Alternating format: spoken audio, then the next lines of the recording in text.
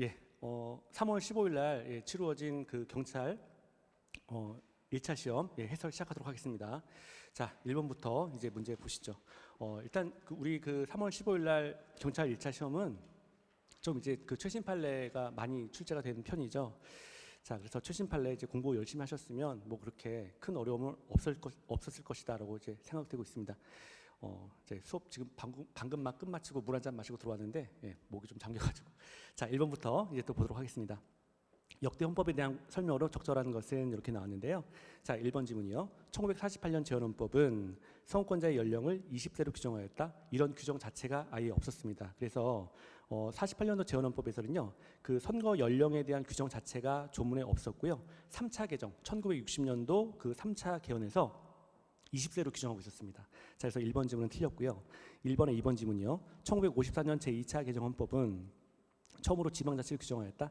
지방자치에 관한 규정은 재헌헌법 48년도 헌법부터 있었습니다. 그래서 2번 지문도 틀린 내용이죠. 2차 개정 이런 말이 틀렸고요. 자, 3번이요. 1960년 제3차 개정 헌법은 헌법기관으로서 중앙선거관리위원회를 규정하였다. 맞습니다.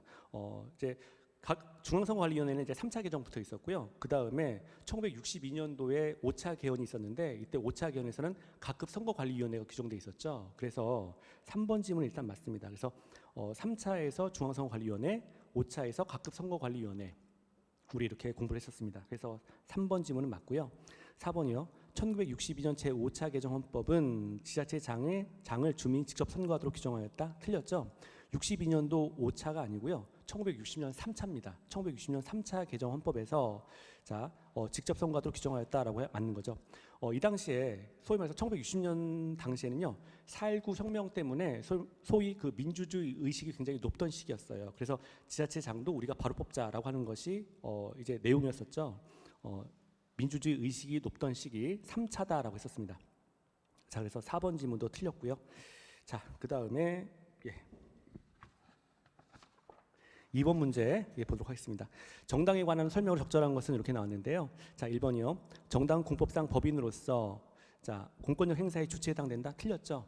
자, 정당은 기본적으로 이제 정당의 법적 성질은 비법이 사당이다라고 했었죠. 그래서 우리 정당이라고 하는 것은 정치적 견해를 같이 하고 있는 사람들의 모임을 우리가 정당이라고 정의를 했었고요. 공권력 행사의 주체가 아닌 거죠. 자, 그래서 국립대학이나 공영방송과 마찬가지로 헌법소원 심판을 청구할 수 있다. 정당 자체가 기본적으로 헌법소원 청구할 수 있는 건 맞죠. 맞지만 공권력 행사의 주체에 해당되지는 않습니다. 그래서 2번에 1번 질문은 틀렸고요. 2번이요. 대한민국 국적이 없는 외국인도 18세 이상이면 정당원이 될 수 있다. 외국인은요, 기본적으로 정당원이 될 수가 없습니다. 자, 그래서 맨 끝에 될 수 있다가 틀렸죠. 3번은 맞죠. 정치자금법상 보조금이라고 하면 정당의 보호 육성을 위해서 국가가 정당에 지급하는 금전이나 유가증권을 말한다. 맞습니다. 우리 교재에도 정확하게 나와 있는 내용이고요. 4번이요.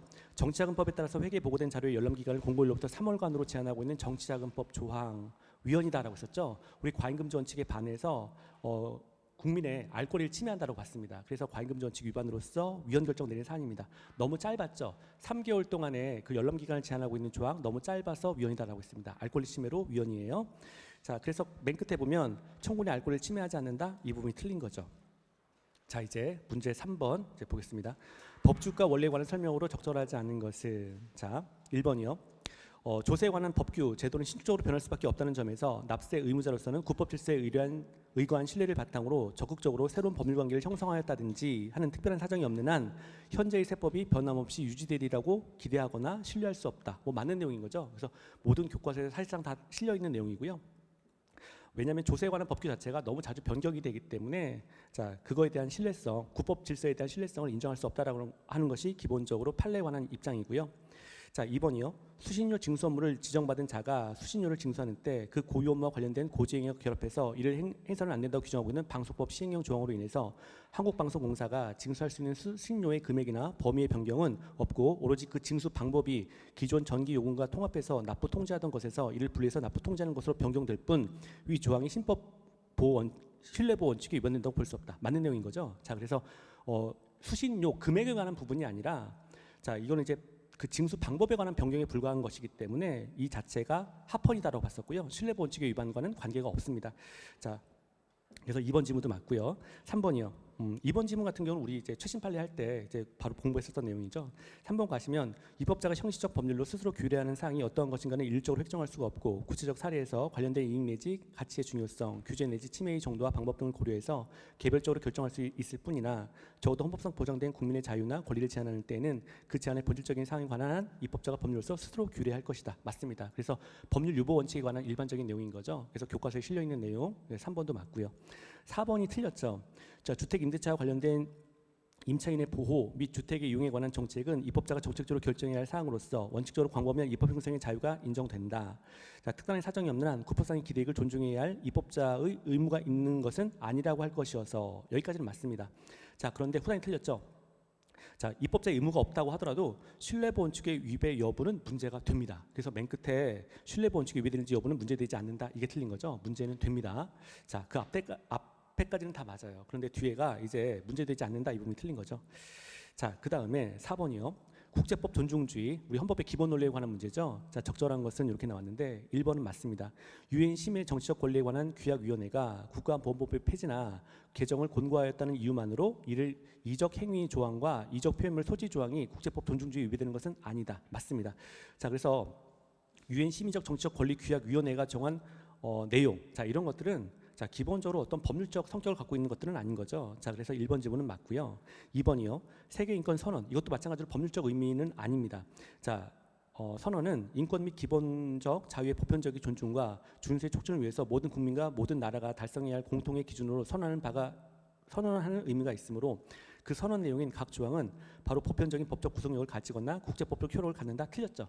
법적 성질이 없죠. 법률이 아니죠. 자, 그렇기 때문에 이게 선언으로 끝났기 때문에 법률이 아닙니다. 따라서 법적 구속력도 없고요. 국제법적 효력을 갖고 있는 것도 아닙니다. 그래서 갖는다라고 하는 후단 부분이 다 틀린 이야기죠. 자, 3번이요. 국제노동기구의 결사의 자유위원회나 국제연합의 정치적, 사회적 및 문화적 권리위원회 및 경제협력개발기구 OECD의 노동조합 자문위원회가 우리나라에 대해서 가능한 한 빨리 모든 영역의 공무원들에게 노동 3권을 보장할 것을 권고하고 있으므로, 자, 이거 권고한 내용인 것에 불과한 거죠. 그래서 권고 사항 자체는 어떤 법률적 효력이 없어요. 자, 그렇기 때문에 위헌심사의 척도로 삼을 수 있다가 아니라 없다로 해야 된다는 거죠. 그래서 위헌심사의 기준이라고 하는 것은 헌법입니다. 자, 그렇기 때문에 이건 이제 권고 내용에 불과한 것이기 때문에 자, 법률적 효력이 있는 것도 아닌 거죠. 자, 그래서 위헌심사 척도로 삼을 수도 없습니다. 자, 삼을 수 있다가 틀렸고요. 4번이요. 개인 통보에 관한 시민적 및 정치적 권리에 관한 국제규약의 조약상 기구인 자유권규약위원회의 견해는, 자, 견해라고 하는 거죠. 사법적인 판결이나 결정과 같은 법적 구속력이 인정된다고 볼 수 없다라고 해야만 치면 되는 거죠. 맨 끝에 볼 것이다, 이게 틀린 거죠. 볼 수 없습니다. 지금 보면 뭐 권고, 선언 뭐 이런 식으로 다 끝나게 되는 것들은 한마디로 말해서 법적 성격이 없는 것들이죠. 법률적 성격이 없는 것들이에요. 그래서 규범력이 없는 겁니다. 자, 4번 질문도 틀렸습니다. 5번이요. 자, 우리 이제 헌법상의 원칙 가운데 자기 책임의 원칙이 있죠. 자기가 행위하지 않은 것에 대해서는 책임질 수가 없다, 책임을 지울 수 없다라고 하는 원칙, 자기 책임의 원리에 관한 설명으로 적절하지 않는 것은, 자, 1번입니다. 종업원 등이 저지른 행위의 결과에 대한 영업주 개인의 독자적인 책임에 관해서 전혀 규정하지 않은 채 단순히 개인 영업주가 고용한 종업원 등이 업무에 관해서 범죄 행위를 하였다는 이유만으로 영업주 개인에 대해서 형벌을 구하는 것, 위헌이죠. 자, 맨 끝에 가시면 책임주의 원칙에 반한다. 맞는 지문입니다. 자, 우리 헌법에서는 여러분 이거 이제 구별할 때 우리 뭐 수업 때서도 여러 번 했었지만 그 영업주가 등장을 하고요. 사장님이죠. 영업주가 등장을 하게 되고요. 자, 그 다음에 종업원이 이렇게 있습니다. 종업원이 이렇게 있는데 종업원이 법 위반 행위를 했다는 거예요. 그러면 종업원의 법 위반 행위자는 이 사람인데 이 사람의 행위에 대해서 영업주를 처벌한다라고 한다면, 또는 종업원의 행위에 대해서 영업주를 처벌하면서 동시에 종업원도 같이 처벌한다라고 하는 양벌 규정을 정한다고 한다면, 영업주 같은 경우는 사장님은 자기가 하지도 않은 일에 대해서 뒤집어 쓰는 그런 효과가 발생되는 거잖아요. 헌법에서는 이런 경우는 책임주의 원칙에 반한다라고 보고 있습니다. 하지 않은 일을 책임지는 것은 책임주의 원칙에 반하게 돼요. 그래서 1번 질문 같은 경우에는 영업주가 아무것도 하지 않았는데 종업원이 한 행위에 대해서 영업주 개인에 대해서 형벌을 과하겠다라고 하는 법률 조항이기 때문에 이건 책임주의 원칙에 반하는 거죠. 그래서 1번은 맞습니다. 책임주의 원칙에 반한다라고 하네요. 그 다음에 2번이요. 2번은 보면, 자, 거기 증권 문장 첫 번째 끝에 가면 이제 증권거래법 조항 뭐 이런 말 나와 있는데요. 이 조항은 그 다음부터 보겠습니다. 종업원 등이 저지른 행위의 결과에 대한 법인의 독자적 책임에 관해서 전혀 규정하지 않은 채 단순히 법인이 고용한 종업원 등이 업무에 관해서 범죄 행위를 하였다는 이유만으로 법인에 대해서 형사처벌을 부과하고 있다. 이것도 마찬가지 내용인 거죠. 지금 보면 법인이 있고요. 그 다음에 밑에 종업원이 이렇게 있는 겁니다. 그러면 구조는 똑같은 거죠. 자, 지금 종업원이 한 행위를 했어요. 행위자는 이 사람입니다. 행위를 이 사람이 했는데 법인에 대해서 소위 말해서 형사 처벌에 들어간다는 거예요. 그래서 처벌을 부과한다라고 한다면 법인 입장에서는 영업주하고 같은 위치에서 소위 말해서 자기가 하지도 않은 일을 뒤집어 쓰는 거니까, 하지 않는 일에 대해서 책임을 지는 거니까 행위자 책임주의 원칙에 반하게 되는 거죠. 그래서 책임주의 원칙에 반하게 됩니다. 2번 지문도 맞죠. 5번에 2번 지문 맞고요. 3번도 똑같은 이야기입니다. 빨간색 이것도 마찬가지로 위헌인 거죠. 예, 제가 뭐 수업 때 이제 해설할 때 빨간색이라고 하는 건 다 위헌 결정 이런 것들이 이제 빨간색입니다. 자동차 운전 전문 학원을 졸업하고 운전면허를 받은 사람 중에 교통사고를 일으킨 비율이 대통령령이 정하는 비율을 초과하는 때는 운전 전문 학원의 등록을 취소하거나 1년 이내 운영 정지를 명할 수 있도록 한 도로교통법 조항, 당연히 위헌입니다. 자, 지금 특정 운전 자동차 학원이 있는데요. 그러니까 자동차 면허를 발급받기 위해서 사람들이 그 특정 학원을 다니고 있는데 그 학원의 졸업자가 사고 발생률이 높다는 거예요. 이런 경우에 그 학원에 대해서 소위 말해서 운전 전문 학원에 등록을 취소시키겠다라고 한다는 거죠. 자, 그러면 사고 자체, 교통사고의 사고 발생은 그 학원을 졸업했던 사람이 발생을 했는데 책임은 그 학원이 대신 지게 되는 거잖아요. 자, 그러면 학원 입장에서는 자기가 하지도 않은 일에 대해서 책임을 뒤집어 쓰게 되는 거니까, 그러면 맨 끝에요. 자, 운전 전문 학원이 주체적으로 행하는 자기 책임의 범위를 벗어난 것이다. 맞는 지문인 거죠. 책임주의 원칙에 반해서 마찬가지로 위헌이 됩니다. 자, 근데 4번이요. 4번은 일단 틀린 지문인데요. 법인의 대표자가, 자, 일단 대표자입니다. 대표자가 법인의 업무에 관해서 일정한 범죄 행위를 한 경우에 대표자가 행위를 했네요. 자, 그 법인도 함께 처벌하는 외국환 거래법상의 양벌 규정. 자, 이걸 일단 합헌입니다. 기본적으로 우리가 헌법에서 취하고 있는 판례 태도는 종업원의 행위에 대해서 영업주를 처벌한다거나 또는 종업원의 행위에 대해서 종업원 처벌하고 영업주 같이 처벌하는 양벌 규정을 부과하게 되면 어쨌거나 이런 경우에 영업주가 처벌받는 거기 때문에 하지 않은 일에 대해서 책임을 지는 결과가 돼서 책임주의 원칙에 반하게 되죠. 자, 그런데 지금 이 사건 같은 경우는 소위 말해서 대표자, 법인의 대표자가 행위를 했다는 겁니다. 그런데 그 법인의 대표자의 행위에 대해서 자, 그러니까 법인은 기본적으로 대표자하고 동일하게 보고 있는 거죠. 그래서 문장 중간 이유에 보시면, 자, 법인의 독자적인 책임에 관한 전혀 규정하지 않은 채 단순히 법인의 대표자가 업무에 관해서 범죄 행위를 하였다는 이유만으로 법인에 대해서 형사처벌을 가하고 있어 책임주의 원칙에 반한다? 이건 책임주의 원칙에 반하는 게 아닙니다. 대표자가 한 행위에 대해서 법인을 처벌한다라고 하는 것은 합헌인 거죠. 기본적으로 법인의 대표자와 법인은 동일체다라고 보고 있는 것이 판례 기본적인 태도죠. 예, 유명한 판례입니다. 자, 그래서 4번 지문 일단 틀렸고요. 자, 6번 가겠습니다. 평등 원칙에 관한 설명으로 가장 적절한 것은 이렇게 나왔는데요. 자, 1번이요. 1번 합헌이죠. 2000년도 7월 1일 이전에 결정 고시된 도시계획 시설 결정의 실효에 관한 기산일을 2000년도 7월 1일로 정한 국토계획 및 이용에 관한 법률 해당 부칙 부분 합헌입니다. 자, 그래서 지금 보면 그 7월 1일 전에 결정했다고 하더라도 그 이 결정에 관한 기산 일점을 7월 1일로 정했다라고 하는 거. 자, 일반적으로 이제 행정 재량에 관한 이야기인 거죠. 행정 재량에 관한 내용을 담고 있는 법률 부칙 조항인데요. 행정 재량은 기본적으로 입법자의 입법 사량이 많은 영역입니다. 그래서 합헌으로 본다는 거죠. 자, 그래서 맨 끝에 가시면 이러한 차별은 합리적인 이유가 없으므로 평등원칙에 반한다? 예, 아닙니다. 평등원칙에 반하지 않습니다. 그래서 합헌 결정, 행정 영역이기 때문에 행정 재량으로 결정할 수 있는 부분이다라고 판례가 보고 있습니다. 자, 그래서 합헌이고요. 자, 그다음에 2번이요. 2번도 합헌이죠. 자, 성폭력 범죄를 저질러서 벌금이 확정된 체육 지도자의 자격을 필요적으로 반드시 취소하도록 개정된 국민체육진흥법 조항을 개정법 시행 후 발생하는 자격 취소 사유로부터 적용하도록 한 같은 법 부칙 제4조. 자, 이거는 양형, 형벌에 관한 조항인 거죠. 우리 앞에서 위에 1번 판례하고 같은 취지인데 행정 영역에 관한 부분, 행정 재량에 관한 부분. 자, 그다음에 자, 두 번째는 이제 그 양형에 관한 법률, 양형에 관한 법률도 입법자, 입법 재량이 많아요. 그래서 행정에 관한 부분하고요. 그다음에 입법자의 그 양형에 관한 부분은 입법자, 입법 재량이 많은 영역입니다. 법을 만들 때 이렇게 만들어도 어지간한 합헌, 저렇게 만들어도 어지간한 합헌이다라고 한다는 거죠. 그래서 이번 부분도 그 양형에 관한 부분인데요. 이것도 이제 합헌으로 봤어요. 그래서 해당 부분은 개정법 시행일을 기준으로 해서 성폭력 범죄로 이미 벌금이 확정된 체육 지도자와 그렇지 않은 지도자들을 합리적인 이유 없이 다리 취급하는 것이므로 평등원칙이 위반된다? 평등원칙이 위반되지 않는다라고 봤습니다. 위반되지 않는다라고 봤고요. 3번은 일단 맞는 지문이죠. 그리고 합헌 판례입니다. 사회보호법을 폐지하면서 폐지법률 시행 이전에 이미 보호감호 판결이 확정되어 있는 자에 대해서 종전 사회보호법에 따라서 보호감호 처분이 집행되도록 한 것. 예, 한 것은 제가 한 말이고요. 예, 합헌이죠. 자, 그래서 기본적으로 이제 보호감호 처분이라고 하는 것과 그 법률 조항은 기본적으로 성격을 좀 달리하고 있죠. 자, 그래서 이제 그 법률 폐지 이전에 보호감호 판결이 확정되어 있다라고 했었을 때 그 보호감호 처분에 대해서 그냥 집행하도록 한 것, 자, 이 부분 자체는 합헌이라고 결정을 내렸습니다. 자, 그래서 맨 끝에 중간부터 보면 그때까지 판결이 확정되지 않은 자에 대해서 종전 사회보호법이 적용되지 않도록 한 사회보호법 부칙 제2조는 합리적 근거가 있다고 할 것이므로 평등원칙에 반한다고 할 수 없다. 예, 맞습니다. 3번 판례는 맞는 지문이고요. 그래서 이건 이제 그 사회보호법이라고 하는 법률이 폐지됐다고 하더라도요. 일반적으로 이제 어떤 그 형벌을 부과하는 내용이 아니고 보호감호 처분에 관한 내용이기 때문에 법률이 폐지된 경우에도 보호감호 처분은 그대로 유효하다라고 해서 집행을 인정한 판례입니다. 그래서 3번 판례는 맞는 내용이고요. 4번 지문도 4번 판례도 합헌 판례인 거죠.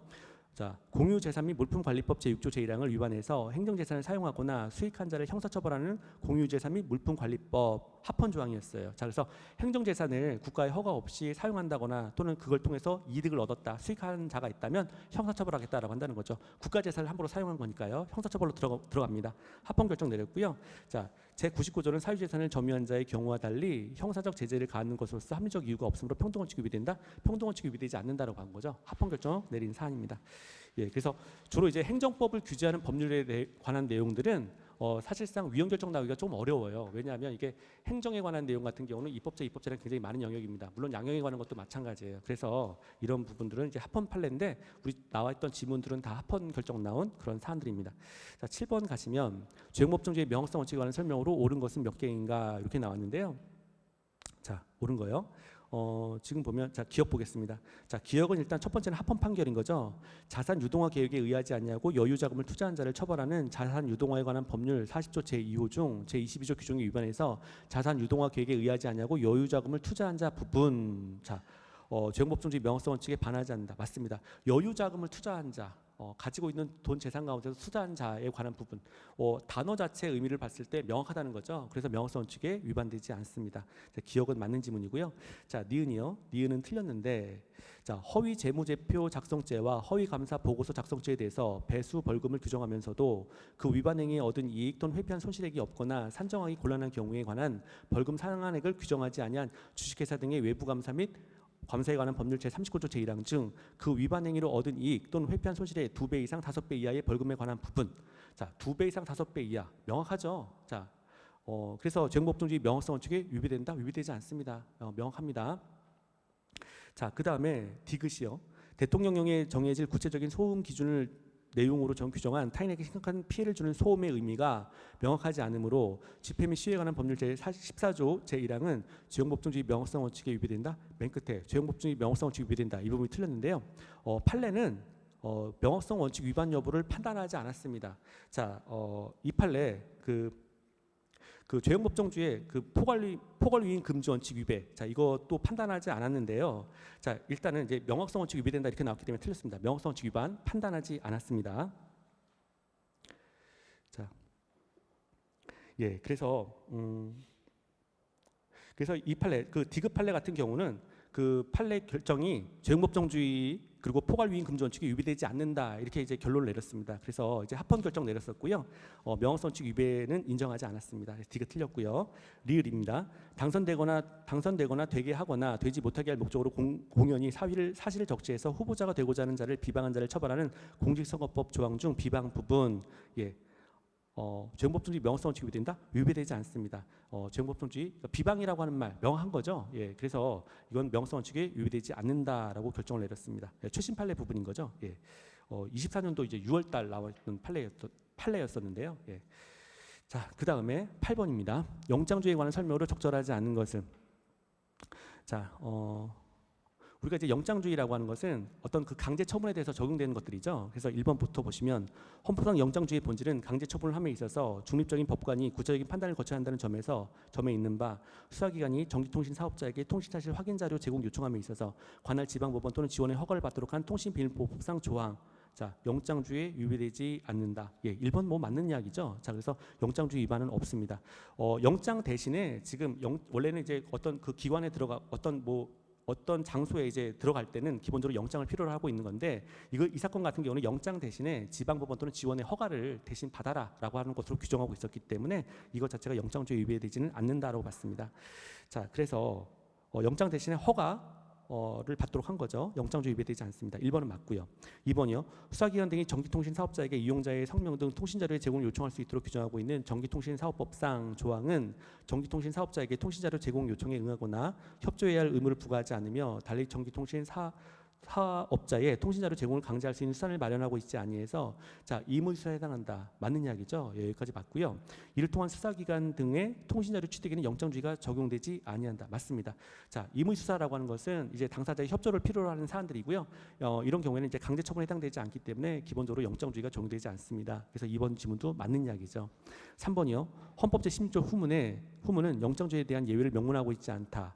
자 헌법 제16조 영장주의에 대해서도 그 예외를 인정하되 그 장소의 범죄 혐의 등을 입증할 자료나 피의자가 존재할 개연성이 소명되고 사전에 영장을 발부하기 어려운 긴급한 사정이 있는 경우에는 제한적으로 허용될 수 있다고 보는 것이 타당하다. 예, 맞습니다. 자, 그래서 예, 그 헌법 제16조 관련해 가지고요. 영장주의 규정이 없다고 하더라도 예외적인 경우에는 제한적으로 허용될 수 있다라고 보는 것이 판례의 입장이죠. 3번 지문도 맞습니다.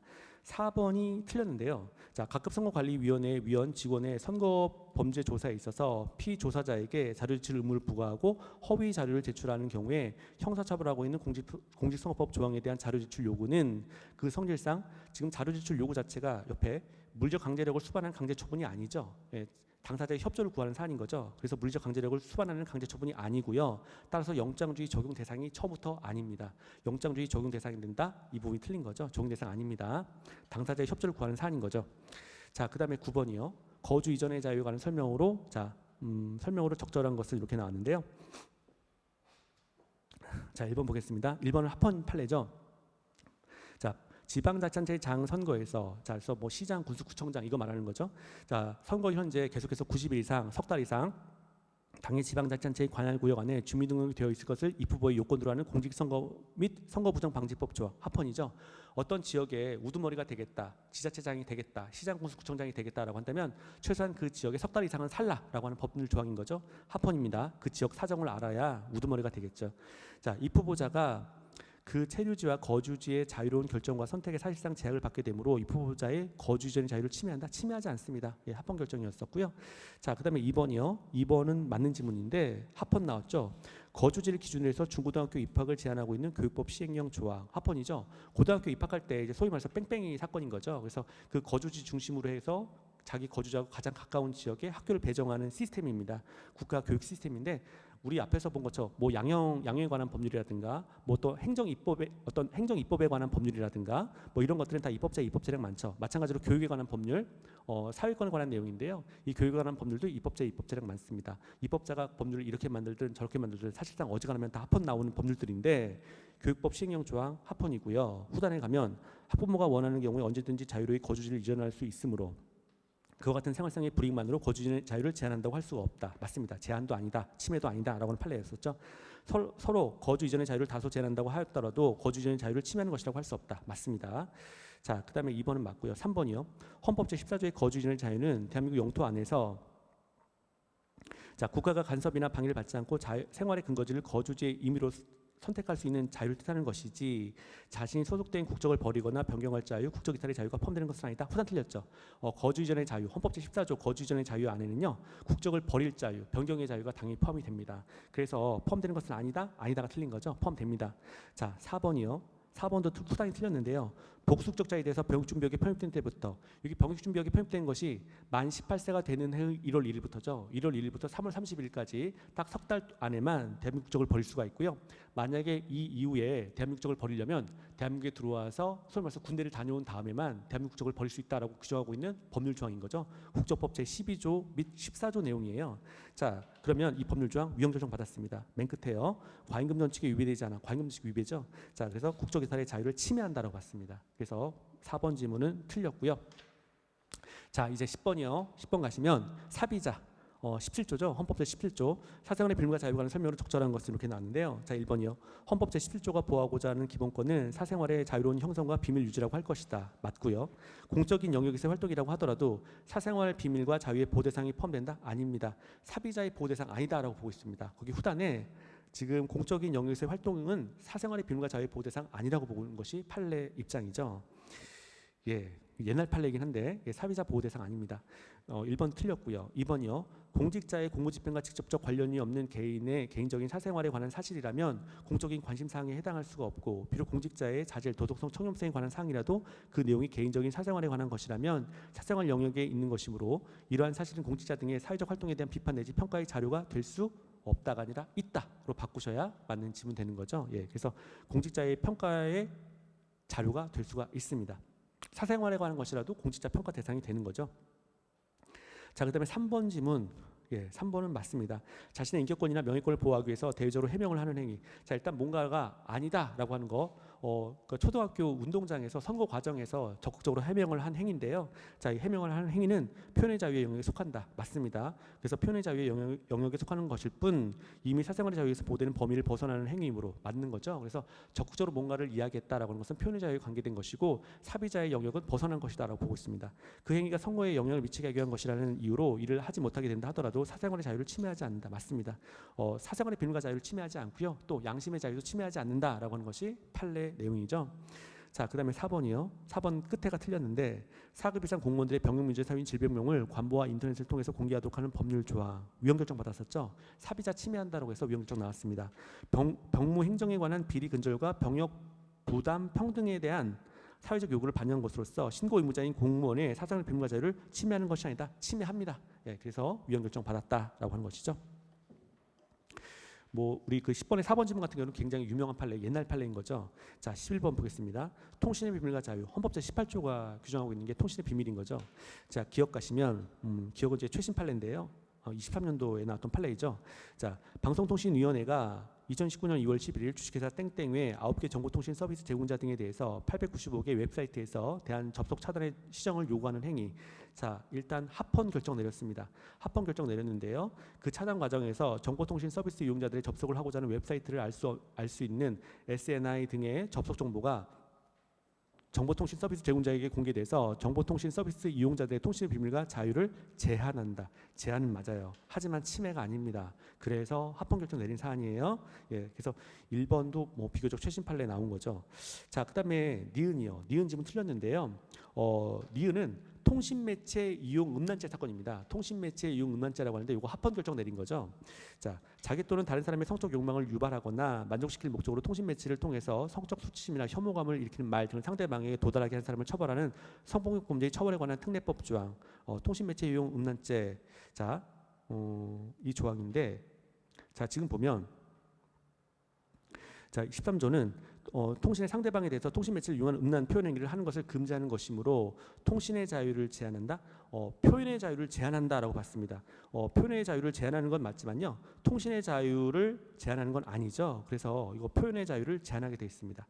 자, 통신의 자유 제한한다. 이 부분이 틀린 거죠. 예, 표현의 자유를 제한합니다. 자, 그 다음에 디귿이요.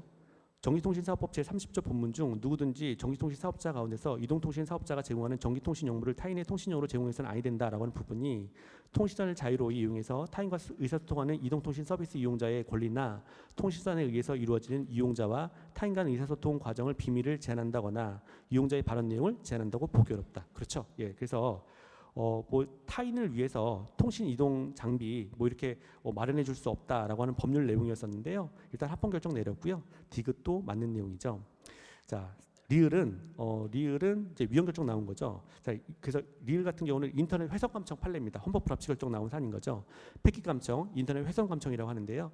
자, 패킷 감청의 방식으로 이루어지는 인터넷 회선 감청은 현대 사회에 가장 널리 이용되는 의사소통 수단이 인터넷 통신망을 통해서 송수신하는 전기통신에 관한 감청을 범죄수사를 위한 통신 제한 조치 하나로 정하고 있으므로 1차적으로 헌법 제18조가 보장하고 있는 통신의 비밀과 자유를 제한한다. 맞습니다. 제한하고 또 침해하죠. 그래서 헌법 불합치 결정 나왔습니다. 통신의 자유를 침해하고요. 사생활의 비밀과 자유도 침해합니다. 예, 두 가지. 통신의 자유 침해, 사비자 침해 해서 헌법 불합치 결정 나왔다라고 하는 것. 자, 그다음에 미음은 틀렸죠.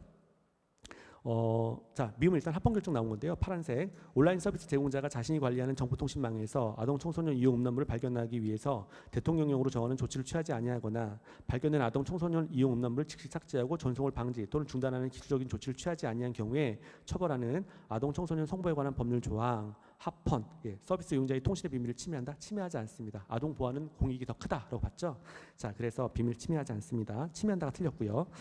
자, 12번 보겠습니다. 여태까지 풀었던 문제 가운데 11번이 아마 가장 까다로웠을 것 같아요. 그래서 11번 같은 경우가 일단 판례가 많이 나왔고 최신 판례 나왔기 때문에 좀 어려웠을 것 같은데, 자, 12번 또 보겠습니다. 양심의 자유에 관한 설명. 헌법 제19조가 이제 양심의 자유를 나타내고 있죠. 자, 1번이요. 대체복무요원의 복무기간을 36개월로 정한 대체역의 편입 및 복무에 관한 법률 조항은 대체복무요원의 복무 강도가 통상의 현역병과 큰 차이가 나지 않도록 정했음에도 대체복무기간을 육군 현역병의 실제 복무기간 18개월 2배로 정한 것은 36개월 복무하게 돼 있죠. 이제 교정시설 들어가서 36개월 복무합니다. 자, 정한 것은 관금전칙 위반해서 대체복무요원의 양심의 자유를 침해한다? 침해하지 않습니다. 자, 그래서 관금전칙 위반 아니고요. 그리고 양심의 자유를 침해하지 않습니다. 거기 침해한다가 틀린 거죠. 2번이요. 현 상황에서 순수 민간단체가 주관하는 사회봉사를 수행하고자 하는 자를 위한 적절한 대체복무 제도를 통해서 병역자원을 효율적으로 관리하고 병역 의무의 형평성을 유지하는 것이 가능하므로 이러한 제도를 대체복무의 형태로 인정하지 아니한 입법자의 판단은 수긍할 수 없다가 아니라 있다로 바꾸셔야 맞는 지문이 되는 거예요. 그래서 2번 지문이 조금 어려웠을 것 같아요. 그래서 그래서 이러한 제도를 대체복무의 형태로 인정하지 아니한 입법자의 판단은 일단 수긍할 수는 있다라고 한다는 거. 자, 그 다음에 3번이요. 3번은 일단 맞는 지문인데요. 이적 표현물의 소지, 취득행위만으로 그 표현물의 이적 내용이 전파될 가능성을 배제하기 어려우며 최근 늘어나고 있는 전자매체 형식의 표현물들은 실시간으로 다수에게 반포가 가능하고 이적 표현물이 소지, 취득한 사람의 의사와 무관하게 전파, 유통될 가능성도 배제할 수 없으므로 이적 행위를 할 목적으로 문서, 도와 기타의 표현물을 제작, 소지, 반포, 취득한 자를 처벌하는 국가보안법 조항은 과임금 원칙에 위배돼서 양심의 자유를 침해하지 않는다. 12번에 3번 지문은 맞습니다. 자, 그래서 이 지문 양심의 자유 침해하는 건 아니죠. 이적 행위를 할 목적으로, 그 반국가적 행위라는 거죠. 반국가적 행위의 목적으로서 소위 말해서 이런 표현물을 반포 취득한 자를 제작 소지 반포 취득한 자를 처벌하겠다라고 하는 법률 조항. 자, 합헌인 거죠. 양심의 자유를 침해하지 않습니다. 자, 그다음에 4번 지문이요. 4번 지문은 후당이 틀렸죠. 서면 사과를 강제하지 않고도 얼마든지 학교폭력 가해생을 교정할 수 있는 방법이 있으므로 가해생에게 서면 사과를 하도록 규정한 학교폭력 예방 및 대책에 관한 법률 조항 합헌이죠. 그래서 서면 사과 조항 자체 합헌인데요. 가해생의 양심의 자유와 인격권을 침해한다? 침해하지 않습니다. 그래서 이건 뭐 오늘 수업에서도 나온 내용이고요. 13번 문제 또 보겠습니다. 집회의 자유, 헌법 제21조에 관한 내용인 거죠. 집회의 자유에 관한 설명을 적절한 것은 이렇게 나왔는데, 자, 1번은 그래도 비교적 최신 판례입니다. 1번 판례 합헌 판례죠. 감염병을 예방하기 위해서 집회를 제한하거나 금지하는 감염병의 예방 및 관리에 관한 법률 49조 제1항 제2호의 규율 대상은 일정한 내용과 형식을 갖춘 행사 자체로서 여러 사람의 집합이므로 동조항에 의해서 집회의 내용 자체가 제한된다? 제한도 아니고 침해도 아니다라고 봤어요. 그래서 감염병 예방을 위해서 모이는 것 자체를 제한시켜버리겠다라고 하는 의미를 갖고 있는 법률 조항이었는데요. 제한도 아니고 침해도 아닙니다. 자, 그래서 합헌 결정 내린 거죠. 최신 판례입니다. 자, 24년도에 나왔던 판례인 거죠. 자, 지금 이제 시험 보면 최신 그 문제가 되게 많아요. 최신 판례가. 자, 그 다음에 2번이요. 2번 지문은 맞습니다. 2번은 이제 위헌결정 나온 거죠. 집회의 자유를 침해해서 위헌결정 나온 사안인데요. 집회 또는 시위를 하기 위해서 인천애들. 자, 인천애들은 우리 지난번 경찰 시험에도 한번 나왔던 판례예요. 그렇죠? 위헌결정 나온 사안입니다. 인천애들 중 잔디마당과 그 경계 내 부지에 대한 사용허가 신청을 하는 경우에 인천광역시장이 이를 허가할 수 없도록 제한하고 있는 인천애들의 사용 및 관리에 관한 조례 조항 위헌입니다. 잔디마당에 집회 또는 시위를 하려고 하는 경우에 시장이 그 사용허가를 할 수 없도록 전면적 일률적으로 불허하고, 맞습니다. 예외적 허용의 가능성을 열어두지 않아서 법률을 만들면서 예외가 아예 없다는 거죠. 시장이 할 수 있는 게 없었어요. 자, 열어두고 있지 않아서 헌법 제21조 제2항에서 금지하고 있는 허가제 규정을 규정하였다고 보기 어렵다. 허가제 규정은 아닌 거죠. 그래서 2번은 맞습니다. 그 인천애들 사건 같은 경우는 집회 자유 침해에서 위헌인 거죠. 그리고 그런데 허가제 규정은 아닙니다. 그래서 2번 지문은 맞고요. 3번이요. 3번은 합헌이죠. 근로자의 날을 관공서의 공휴일에 포함시키지 않은 관공서의 공휴일에 관한 규정 제2조 본문 여기까지요. 파란색 합헌이죠. 그래서 뭐 공휴일에 포함시키거나 포함시키지 않은 거 다 행정 절차에 관한 내용들인 거죠. 행정 재량에 관한 이야기입니다. 자, 이런 것들 입법자랑 많은 영역이고요. 합헌입니다. 자, 근로자의 날에 출근을 하게 돼서 다른 근로자들과 의사교환을 하고 기념행사 등 집회에 참석하는 등 집단적 소통의 기회를 갖지 못하게 하므로 공무원의 집회 자유를 침해한다? 침해하지 않습니다. 합헌 결정 내린 사안인 거죠. 그래서 뭐 공휴일 날로 포함할 거냐 말 거냐라고 하는 거 행정법 영역이고요. 행정 재량이 많은 영역입니다. 합헌이에요. 4번이요. 누구든지 선거 기간 중에 선거에 영향을 미치게 하기 위해서 그 밖의 집회나 모임에 개최할 수 없도록 하는 공직선거법 103조 제3항은 위헌인 거죠. 자, 지금 보면 선거운동 기간 중에 원래 이제 공무원들 같은 경우에는 이제 뭐 어떤 선거에 영향을 주기 위한 어떤 모임들 기본적으로 참여가 불가능한데 그 밖에 모든 집회, 모든 모임에 대해서 참가를 거부하고 있는 법률 조항인 거죠. 금하고 있는 법률 조항입니다. 자, 문장 중간에 가면 선거 기간에 예외적으로 집회를 허용하는 것이 불가능하므로 과잉금 정책에 반하지 않아 일반 유권자의 집회 자유를 침해하지 않는다. 과잉금 정책에 반해서 집회의 자유를 침해하고요. 정치적 표현의 자유를 침해하죠. 그래서 집회의 자유도 침해하고 정치적 표현의 자유도 침해해서 위헌입니다. 위헌. 예, 그 다음에 14번 볼게요. 재판 청구권에 관한 설명 중 적절하지 않은 것은 자 이렇게 나왔는데요. 자, 재판 청구권이요. 자, 1번. 1번은 일단 파란색 합헌이죠. 절차법 사안입니다. 민사소송법에 관한 이야기가 나왔죠. 그래서 자, 기피 신청에 대한 결정이 확정되기 전에 기피 신청을 당한 법관으로 하여금 기피 신청이라고 하는 게 법관 바꿔주세요라고 청구하는 거죠. 그래서 법관을 바꿔달라고 했는데 자, 기피 신청을 당한 법관으로 하여금 소송 절차를 정지하지 않고 종 판결을 선고할 수 있도록 하는 민사소송법 48조 단서 여기까지 합헌입니다. 재판에 관한 절차 조항이에요. 절차법 사안입니다. 절차법이기 때문에 그 안에 권리와 의무가 비교적 적다라고 했었습니다. 그래서 절차법들 나오면 사실상 어지간하면 다 합헌인 거죠. 자, 종국 판결을 선고하거나에 관한 부분은 공정한 재판받을 권리를 침해하지 않는다. 예, 뭐 1번은 맞죠. 자, 문제가 적절하지 않은 거 찾는 거죠. 예, 1번은 맞고요. 2번이요. 2번은 합헌이죠. 2번도 절차법이죠. 전자문서 등재 사실 통지한 날로부터 일주일 이내 확인되지 아니한 때 통지한 날부터 일주가 지난 날에 송달된 것으로 보는 민사소송 등에서의 전자문서 이용에 관한 법률 조항. 자, 송달일로부터 일주일이 지난 날에 송달된 것으로 보겠다라고 하는 법률 조항. 송달에 관한 절차 사항입니다. 절차법 내용이고요. 자, 11조 제4항 단서는 재판 청구를 침해한 것이라고 할 수 없다. 맞는 내용인 거죠. 예, 재판 청구를 침해하지 않습니다. 자, 3번이 틀렸죠. 3번은 합헌이죠. 파란색. 검사의 불기소 처분에 대한 항고권자를 고소인 고발인으로 한정하고 있는 검찰청법. 자, 그래서 검찰청법에서 지금 그 항고권자를 정한 거예요. 고소인 고발인만 항고할 수 있다라고 정하고 있는 건데 마찬가지로 절차법 조항입니다. 그래서 지금 검찰청법이라고 하는 법률 조항 내에 절차법 조항인데 합헌인 거죠. 고소하지 않은 범죄 피해자 검찰 항고를 하지 못하게 함으로 재판 청구를 침해한다? 제한하지도 않고 침해하지도 않습니다. 절차법 사항에 불과하다라고 하는 게 판례 입장이에요. 그래서 예, 3번이 틀렸고요. 4번이요. 4번도 또 절차법이죠. 피고인 정치재판에 청구한 사건에 대해서 약식 명령의 형보다 중한 다른 종류의 형을 선고하지 못하도록 하는 형사성법 조항. 피고인의 방어권 보장을 위해서 이른바 더 중한 형은 그 두 번째 재판에서는 선고할 수 없다라고 정하고 있는 법률 조항, 절차법 사항인 거죠. 합헌이고요. 자, 공정한 재판받을 권리를 침해하지 않는다. 예, 4번 질문 맞습니다. 자, 그 다음에 15번이요. 재산권 보장. 헌법 제23조의 규정, 재산권에 관한 내용인 거죠. 자, 1번은 우리 뭐 최신 판례할 때도 했었던 내용인데 자, 합헌이죠. 파란색 골프장 입장행위에 대해서 한 명의 일명 1회 입장마다 1만 2천 원의 개별 소비세를 골프장 경영자에게 부과하는 개별 소비세법 조항 합헌입니다. 그래서 개별 소비세라고 하는 것은 특정인 또는 특정 장소를 사람에게 부과하는 이렇게 그 법률 조항인데요. 그러니까 특정 장소를 이용하거나 뭐 했었을 때 그러니까 특정 물품을 구매하거나 또는 특정 장소를 이용했을 때 부과받는 세를 개별 소비세라고 합니다. 이 개별 소비세 부과받기 싫으면 그 장소 가지 마라, 그 물건 사지 마라라고 하는 내용들인 거죠. 그래서 요거 자체 일단 합헌이고요. 해당 조항은 관금 정책에 반해서 재산권을 침해한다고 볼 수 없다. 1번은 뭐 맞는 이야기죠. 합헌 결정 나온 사안이고 후단도 다 맞습니다. 2번이요. 임대사업자가 종종 규정에 의한 세제 혜택에 의한 기대를 가졌는데 자, 법에 대한 일정한 기대를 가졌다는 거죠. 종종과 같은 유형의 임대사업자의 지위를 장래에도 유지할 것을 기대하였다 하더라도 단순한 기대이익에 불과하므로 맞습니다. 단순한 기대이익은 재산권의 내용으로서 보호하지 않는다라고 하는 게 판례의 기본적인 입장이죠. 장기 일반 민간 임대주택 중 아파트를 임대하는 민간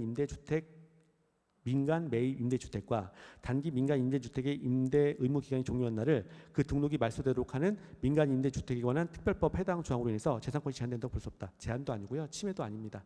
자, 그래서 그 민간 임대주택 기간이 만료될 때 그때부터 그 주택에 대해서 다시 매입할 수 있다라고 정하고 있는 법률 조항인데요. 주택 매입에 관한 절차 사항인 거죠. 예, 그래서 이 사항 자체 합헌입니다. 법률 조항 자체 합헌이고요. 그 다음에 3번이요. 의료급여기관이 의료법 33조 제2항을 위반했다는 사실을 수사기관의 수사 결과로 확인하는 경우에 시장군수구청장으로 하여금 해당 의료급여기관이 청구한 의료급여 비용의 지급을 보류할 수 있도록 규정하고 있는 의료법 해당 조항 중 의료법 33조 제2항에 관한 부분 위헌 결정 받았었죠. 예, 그래서 재산권 침해에서 위헌 결정 받았습니다. 지금 수사기관에서 이게 검찰의 고발이 있었던 것도 아니고요. 단지 그 수사기관의 확인에 의해서 지금 이 병원이 사무장 병원입니다라고 하는 것이 확인이 되면 자, 그 소위 말해서 의료보험공단에서 그 병원을 대상으로 해서 어떤 지원금을 지급하지 못하도록 하는 법률 조항이었어요.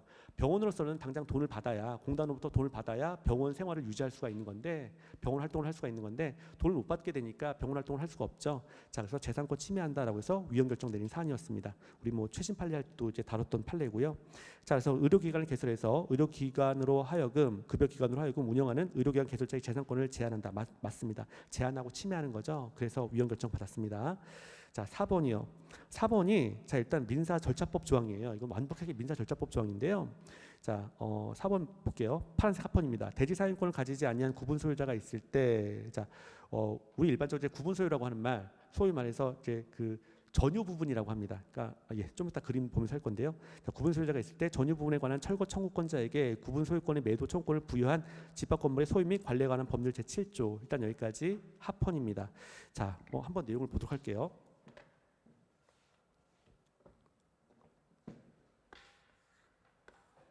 이렇게 대지가 있잖아요.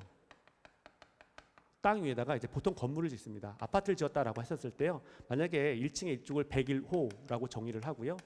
이쪽을 이제 102호라고 했었을 때 우리가 어떤 아파트를 매입한다. 그러니까 101호를 만약에 이제 구매를 했어요. 갑이라고 하는 사람이 101호를 구매했다라고 했었을 때 이 101호를 구매한 사람 같은 경우에는 일반적으로 이 건물에 대해서 101호에 대해서 소유권을 갖게 되죠. 이걸 우리가 구분 소유권이라고 합니다. 구분 소유권. 구분 소유권은요. 건물에 대한 권리를 말하는 거예요. 그러니까 101호를 갑이라고 하는 사람이 구매를 했다라고 했었을 때 단독으로 101호 내가 소유한다. 내가 여기 주인이야라고 한다는 거예요. 이게 건물에 대한 구분 소유권을 말하는 겁니다. 그 구분 소유권은 건물 소유권을 말하는 거예요.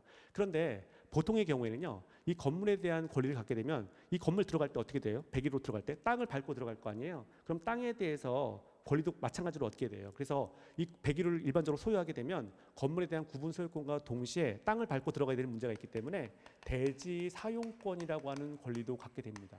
이게 일반적인 거예요. 그러니까 우리가 어떤 주택을 구매했다. 아파트 101호 내가 샀어라고 했으면 101호 내가 단독으로 쓰는 거죠. 그렇기 때문에 건물 구분 소유권을 갖게 되고 그다음에 대지 사용권이라고 하는 것도 갖는다라고 한다는 거예요. 그래서 이게 아파트를 샀을 때 일반적으로 발생하는 일이에요. 자, 그런데 이게 사건 같은 경우가 어떤 특정한 경우가 발생했어요. 예를 들어서 이 건물 자체가 지금 공실인데 사람이 살고 있지 않은데 이게 뭐 경매로 넘어간다거나 이런 경우가 발생하는 경우가 있어요. 이런 경우에 예를 들어서 일반적으로는 어떤 101호를 소유하게 되면 구분 소유권과 대지 사용권 이걸 두 개를 다 갖추고 있는 게 일반적인 모습인데 이 101호가 사람이 살지 않는 공실인 경우가 있어요. 이런 경우에는 소유자는 있겠죠. 소유자는 있어서 구분 소유권을 갖고 있지만 대지 사용권을 갖고 있지 않은 경우가 있다는 거예요. 실제 거주하지 않아서. 그래서 구분 소유권을 갖고 대지 사용권을 갖고 있지 않은 경우에 병이라고 하는 사람이 나타나가지고요.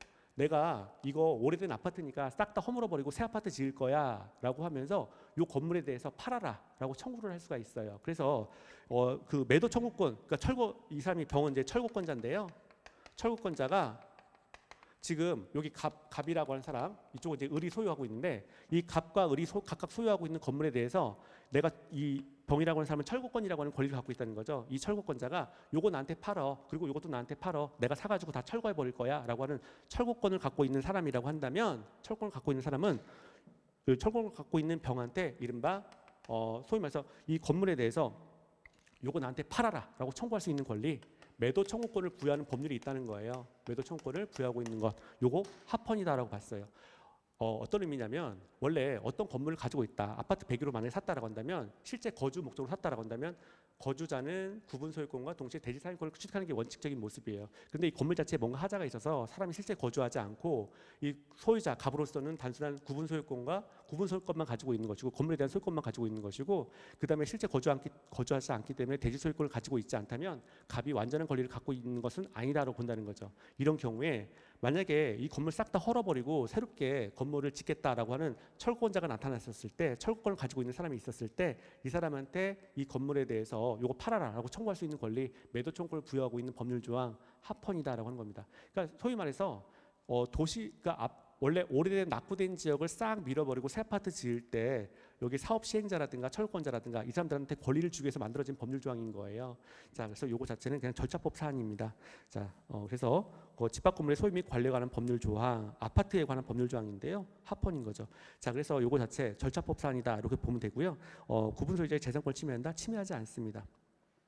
그래서 사실 15번 같은 경우에는 조금 이렇게 좀 우리가 그 민법에 있어서도 굉장히 저쪽에 끝에 변두리에 있는 판례인 거예요. 변두리에 있는 판례인 거예요. 그래서 이런 건 사실상 이게 틀리라고 내는 거죠. 난이도 조절하기 위해서 그냥 내는 문제입니다. 그래서 15번의 4번 지문 같은 경우는 아마 어려웠을 거예요. 민법에 관한 내용이기 때문에 좀 어려웠을 겁니다. 자, 4번 지문 틀렸다라고 하는 겁니다. 재산권 침해하지 않습니다. 자, 그다음에 16번 이제 보도록 할게요. 공무담인권, 우리 헌법 제25조에 관한 내용인 거죠. 공무담인권에 관한 설명을 적절하지 않은 것은 1번이요. 1번 틀렸는데요. 위헌 나왔었죠. 군인사법 제10조 제2항 제6호의 4 남목 중에 아동복지법 가운데서 아동에게 성적 수치심을 주는 성희롱 등의 성적 학대 행위로 형을 선고받아서 확정된 사람은 부사관으로 임용될 수 없다라고 하는 것에 관한 부분 공무담인권 침해한다라고 판결했었죠. 거기 않는다가 틀렸습니다. 이게 군인뿐만 아니라 일반 공무원도 마찬가지죠. 그래서 지금 보면 이 사람한테 부사관에 임명될 수 없다라고 한다면 자, 이러한 법률 조항 자체는 공무담인권을 침해한다라고 하는 것이 판례 입장이에요. 그래서 위헌 결정 나온 사안이고요. 맨 끝에 않는다가 틀린 거죠.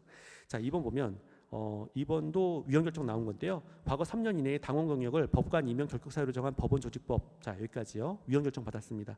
당원의 신분을 상실한 날로부터 3년이 경과하지 아니한 사람에 관한 부분은 과임금 조직에 반해서 공무담인권을 침해한다. 맞는 지문인 거죠. 위헌 결정 나온 거고요. 우리 이거 최신 판례 할 때도 했었습니다.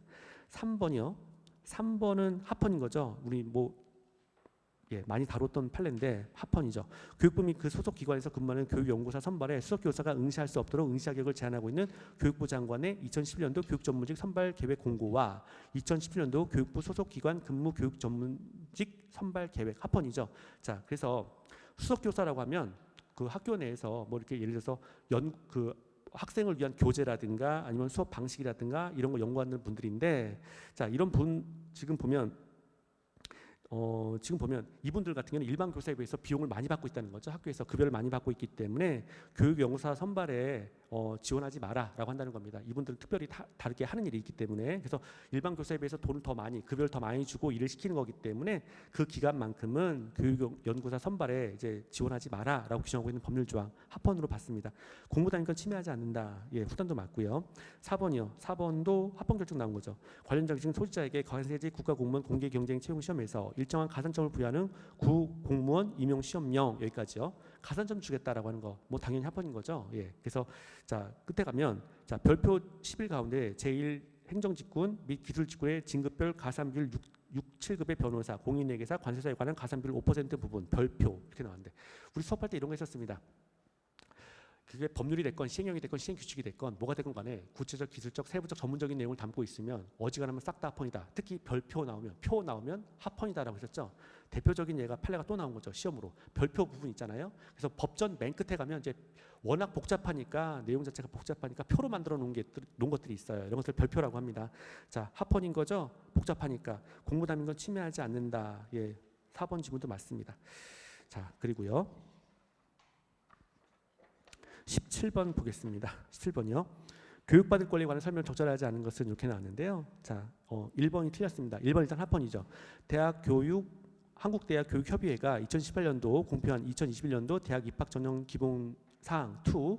자, 재외국민과 외국인 특별 전형 중 지원 자격에 따른 부모의 학생의 세부 지원자 자격 가운데 해외 근무자의 배우자의 체류에 관한 부분 합헌, 여기까지요. 합헌으로 봤습니다. 자, 그래서 그 부모가 해외 몇 년 거주하고 있을 것을 요건으로 하는 그 계획, 이제 소위 말해서 지원 자격인 거죠. 그래서 사실상 학교, 뭐 대학에 지원한다거나 뭐 이런 것들 학생들이 지원하는 건데, 학생 거주 기간을 고려한 것이 아니라 부모의 거주 기간, 부모의 해외 거주 기간을 고려해서 정한 계획이었어요. 자, 그런데 요거 자체 합헌이라고 봤습니다. 신뢰보호원칙에 반해서 학생이 청구인의 균등하게 교육받을 권리를 침해한다? 예, 침해하는 거 아니죠. 신뢰보호원칙에 위반되는 것도 아닙니다. 그래서 1번 지문이 틀렸고요. 2번이요. 자, 일반적으로 이제 교육에 관한 법률 같은 경우도 입법자, 입법자량 많은 영역이다라고 했었죠. 양형에 관한 법률과 마찬가지예요. 그래서 이렇게 만들어도 사실상 합헌, 저렇게 만들어도 어지간하면 합헌, 이렇게 보는 거죠. 자, 2번입니다. 2번도 합헌이죠. 서울대학교 2023학년도 저소득층 특별전형의 모집 인원을 모두 수능 위주 전형으로 선발하도록 정한 서울대학교 2023학년도 대학 신입학생 입학 전형 시행 계획 중 23년도 모집 단위와 모집 인원 가운데 해당 부분은 자 일단 합헌인데요. 저소득 학생 특별전형에 응시하고자 하는 수험 등에 균등하게 교육받을 권리를 침해하지 않는다. 예, 맞는 이야기죠. 예, 그래서 2번 지문도 맞고요. 3번이요. 자, 고3 교실 붕괴 방지를 위해서 만들어진 법률 조항이다라고 했었고요. 뭐 어느 책에나 다 실려 있는 판례인 거죠. 합헌입니다. 파란색. 고등학교 퇴학일로부터 검정고시 공고일까지 기간이 6개월 이상 되지 않는 사람은 고졸 검정고시에 응시할 수 없다라고 규정하고 있는 초중등 교육법 시행 규칙 합헌이죠. 자, 맨 끝에 가면 교육받을 권리를 침해한다고 볼 수 없다. 맞고요. 자, 4번이요. 4번도 맞는 내용이죠. 학교는 31조 제1항 2항에서 규정하고 있는 모든 국민의 교육받을 권리와 아동에게 의무 교육을 받게 할 의무라는 중대한 가치를 실현하고 도시 및 주거환경의 수준 및 국민의 삶의 질을 향상시키기 위한 필수적인 기반 시설로서 자 학교 자체가 필수적인 기반 시설이다. 맞는 거죠. 중요하고 본질적인 내용이다라고 보고 있습니다. 자 국가는 국민의 교육을 받을 권리는 기본권을 보호하기 위해서 학교 교지를 적절하게 확보해야 할 의무가 있다. 맞는 내용인 거죠. 예, 교육의 본질적인 내용이다라고 보고 있습니다. 학교의 필수적인 기반 시설은요. 교육에 있어서 본질적인 내용이 해당되네요. 그래서 4번 지문도 맞습니다.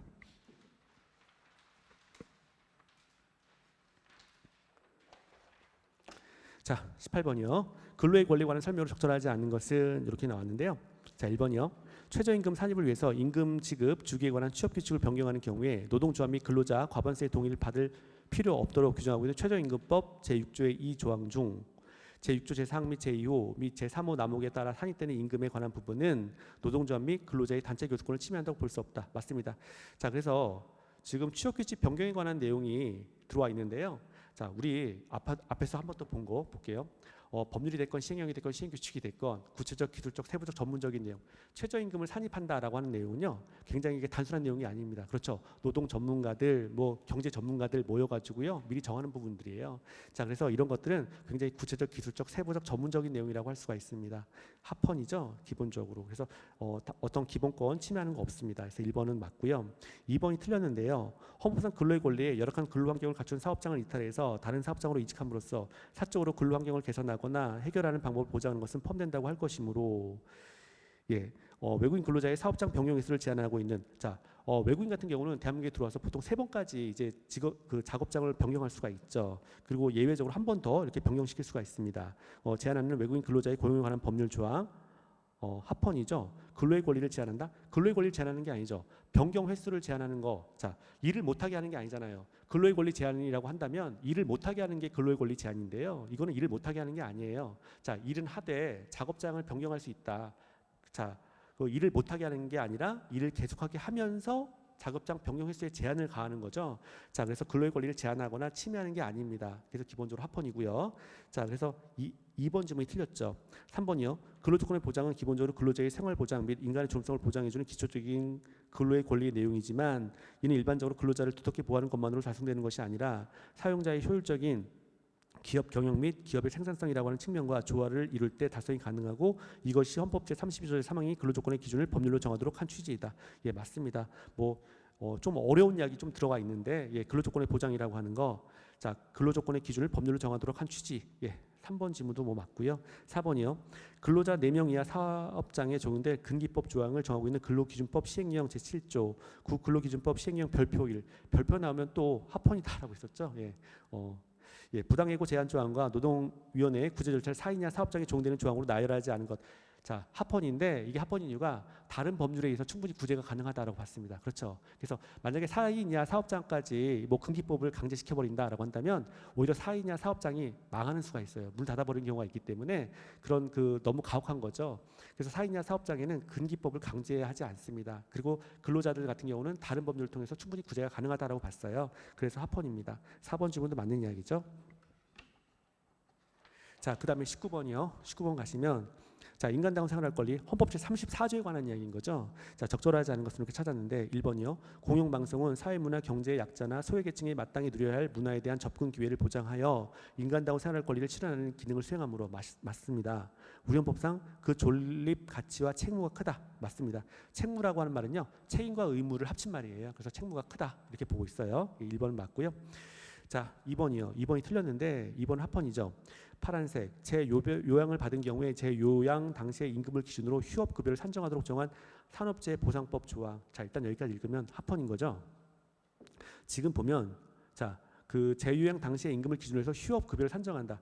휴업급여 계산하는 거. 그러니까 쉴 때 소위 말해서 이제 금전을 주면서 쉬도록 하는 게 휴업급여인데 요거 산정하는 것도 쉬운 일은 아닙니다. 그 구체적, 기술적, 세부적, 전문적인 내용을 담고 있는 거예요. 뭐 경제 전문가들이라든가 해당 분야의 어떤 전문가들 모여가지고요 금액 산정해야 되는 부분이고 굉장히 어려운 내용들인 거죠. 구체적, 기술적, 세부적, 전문적인 내용이라고 할 수가 있어요. 그래서 일반적으로 합헌이고요. 제 50조 제1항과 재유행 당시에 임금이 없으면 최저임금액을 기준으로 휴업급여를 지급하도록 한 산업재해 보상법 조항 합헌인데요. 자, 맨 끝에 근로자의 인간다운 생활권을 침해한다. 침해하지 않는 거죠. 예, 합헌이기 때문에 기본권 침해 없습니다. 3번이요.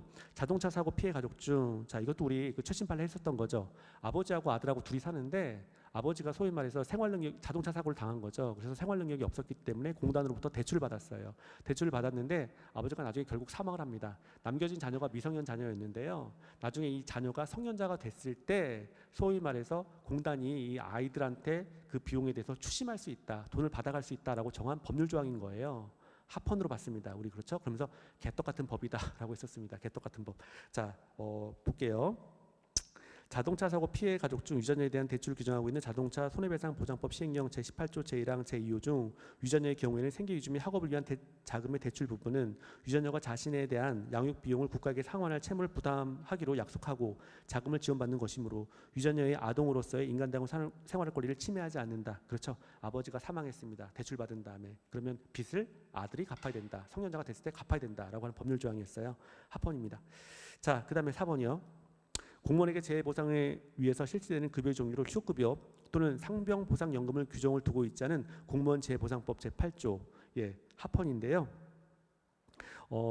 공무원의 인간다운 생활 권리를 침해하지 않는다. 맞습니다.